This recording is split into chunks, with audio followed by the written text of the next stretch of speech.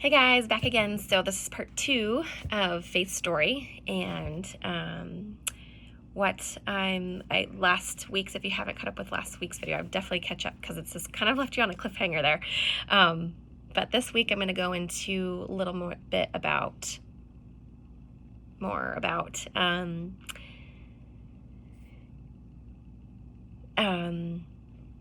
receiving the diagnosis that we did at around the anatomy ultrasound, which is about 20 weeks, and then open to the 23-week mark, why we chose life. And then the next part was going to be what happened after we chose that decision and what that looked like going forward. So I think there's going to be at least 3 parts, maybe 4. I'm trying to, like I said, keep these short into about 10 minutes each so that you all aren't stuck here watching this really, really long video. So where I left off last week was that we found out that through the amniocentesis test is that Faith is actually, we at first thought she was a boy, and then we found out that she is actually a girl through the amniotic testing. When we did our anatomy ultrasound, it showed that we were having a boy based on what we could see on the ultrasound screen. And so that was very different, obviously, than what we were seeing at the genetic testing, amniocentesis testing. And we knew at this point that the baby's bladder was really big, or was oversized, her abdomen, which was caused by the amniotic fluid stuck in her bladder.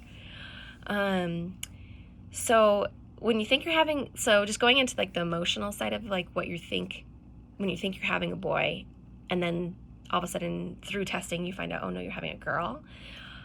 That was very hard. That was, Cody was pumped because he had his boy, and you have like your big brother protector. You have like this envisionment of like you're going to play with trucks, and you're going to play with in the mud, and you're going to play sports and whatever, the stereotypical things you have for that you think your little boy is going to do.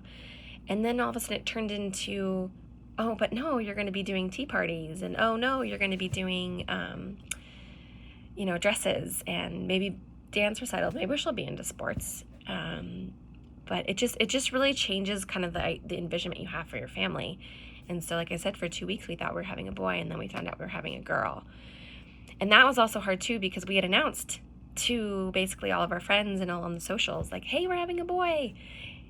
And then it was like, no, actually we're not. And so that was hard.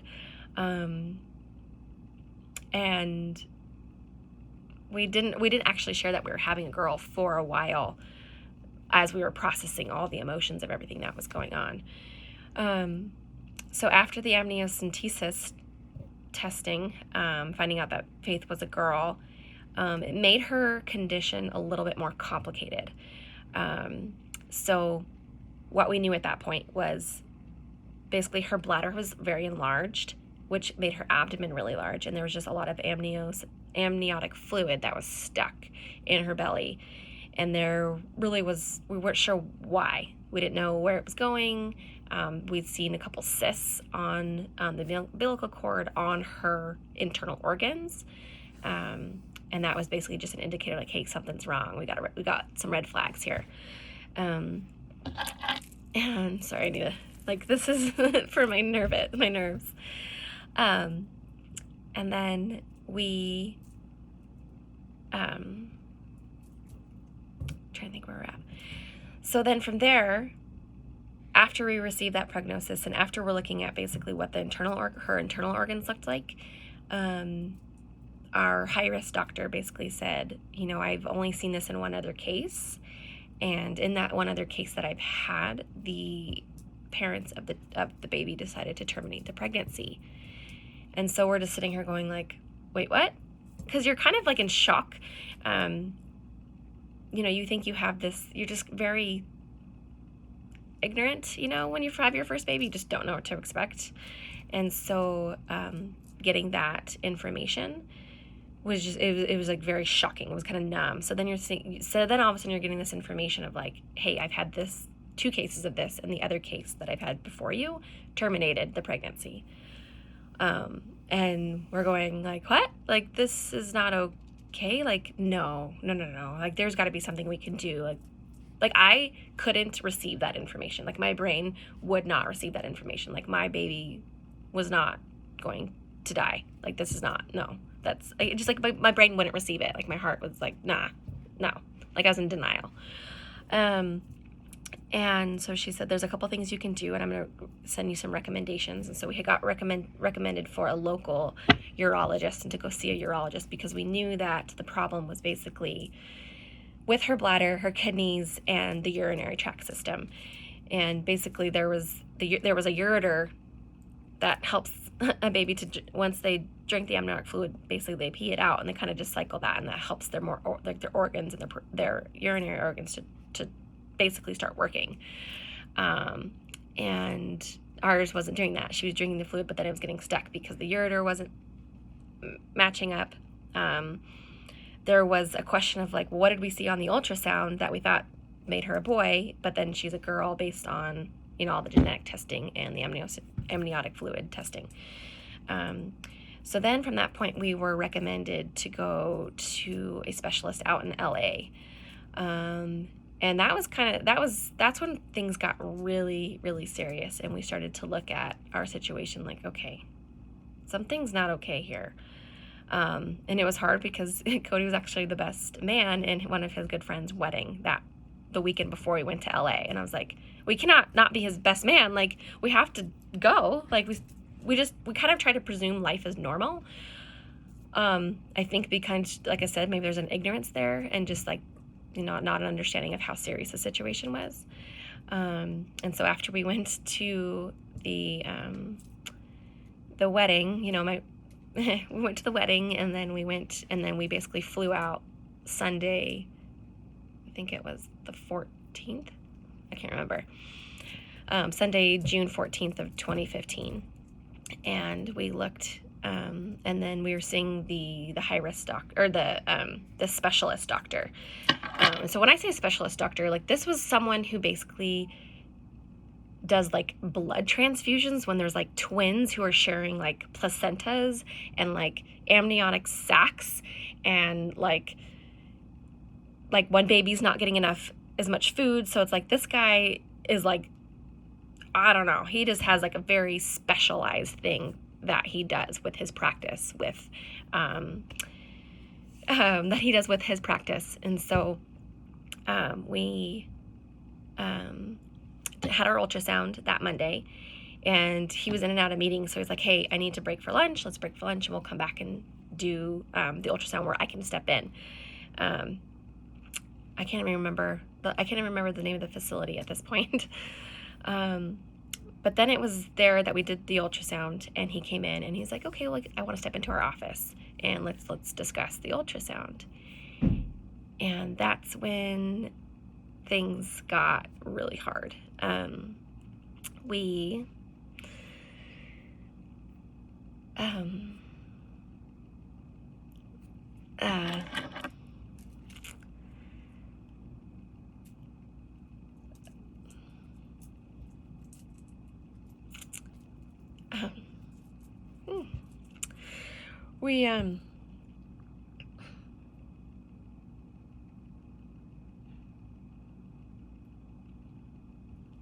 So we're sitting basically in this office with a bunch of strangers, and our moms were there. And he says, I'm sorry, there's a lot of things going on, and because your baby's a girl, it's, he's giving us statistics, whatever those numbers were, I don't know. But there's a lot of things going on. And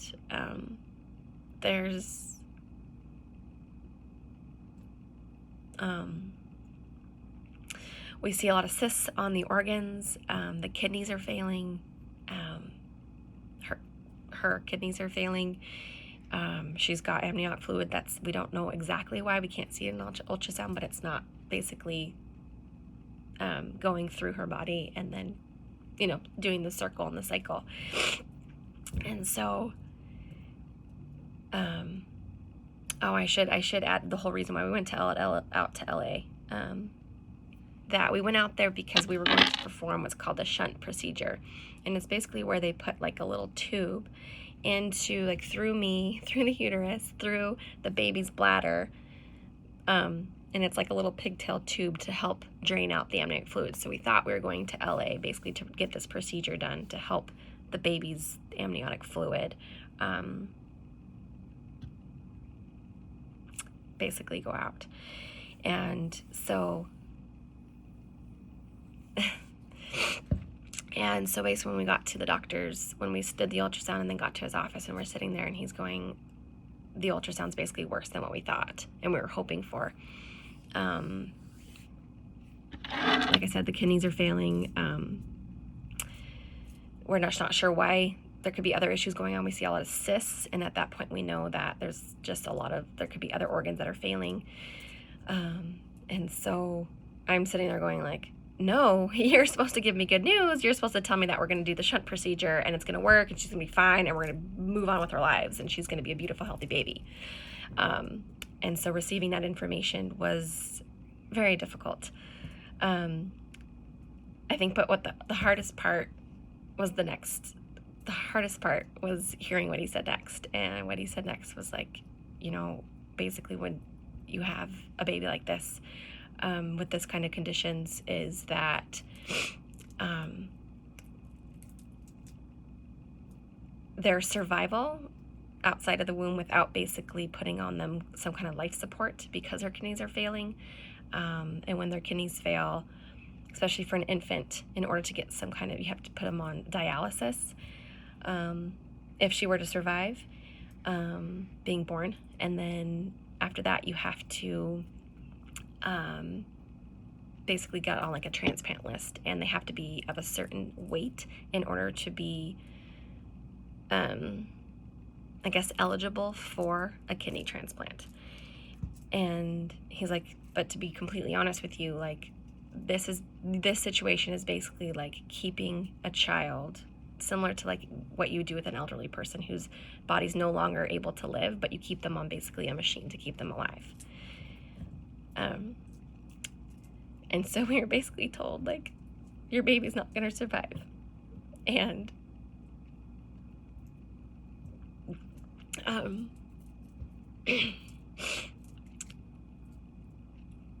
so then he said, like I said, the hardest part was what he said next, was he was like, you know, you have 3 options, and your options are, you can go forward with the procedure, and do the shunt procedure and just hope that it works, but the guarantee that it's going to work is very low, and that you would have to probably keep coming back to do it again and again and again and again. And then the second option is that you can, you know, not do anything and just let the pregnancy, in his words, let the pregnancy take its course, and just basically let nature, you know, have itself out, and see what happens. And then the third, your third option is termination. And he said, you're still viable to terminate because you're only 23 weeks and you're not 24, and 24 weeks is when basically the baby's considered, I don't know, a baby. I don't know what the science terms are. And it was just so heartbreaking.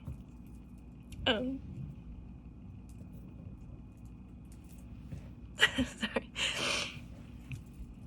And so it was one of those things where it's like I went into like a tunnel vision. Like it like, you know, in the cartoons when it just like their voices like wait, like you're in a tunnel, like you just can't hear. And I was like, there's no way this is happening. And so, I'm already past my 10 minutes, so sorry to keep you on another cliffhanger, but just to keep it short, I'm going to stop here, and probably just so I can compose myself a minute. But this is part 2. Thank you for sitting along if you're still here, and I'm going to ask for you to give me feedback, give me comments, questions, concerns. Please share this, because I feel like this is something that is going to resonate, especially where we are with our culture right now and the governmental decision. This is going to resonate with someone. I don't know who, and I really just hope that I can be a light for someone as we continue on the story and I continue to share this. So please share, leave feedback, comments, and part 3 will come out in a couple weeks or next week. Okay, bye guys.